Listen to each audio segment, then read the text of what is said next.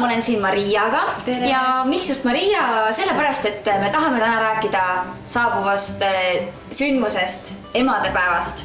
Ja Maria on kõige õigem emadest rääkima, sellepärast, et mina lähen kindlasti savikotti vaatama oma ema emadepäeval. Mis sa tavaliselt emadepäeval emale viid või kingid? Ma viin talle alati lilli ja ma tavaliselt küpsetan talle koogi. Ise teed? Mis kooki näiteks? No seekord ma mõtlesin, et ma teen õuna, martsipani, valge šokolaadi kooki. Võt selle koogi nimel ma võiksin ise ka ema olla juba. Kuna emadepäev on tulekul, siis ma mõtlesin ka teie peale ja mõtlesin, et ma võiksin anda teile ägeda kingisoovituse.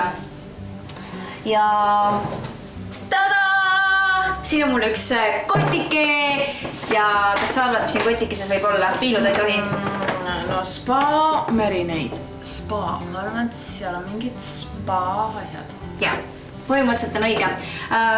Tegelikult on siin sees, ma võtan lased välja, siis on veidi lihtsam. Sellised pudelikesed, mis on siis Merineid sarja tooted. Ja nendega on siis selline lugu, et alustame näiteks sellest.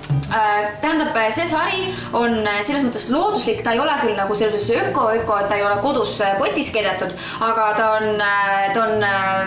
on selline, ütleme nüüd, et loodusliku poolsem sari. Ja alustame siis. Teate, mis ma tahaks kohe öelda? Ma olen kuulnud selle Spa Merineid kohta, et teda tohivad kasutada diabeetikud ja psoriaasihaiged, sest et ta on hästi antibakteriaalne ja hästi puhas. Okei.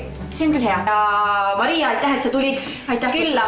Ja ma soovin teile mõnusat päeva, õhtu või mis iganes jätku, mis te parasjagu olete. Kus te parasjagu olete. Kuigi mulle ei meeldi ööga päev, ja me kohtume juba järgmises vlogis. No väga varsti.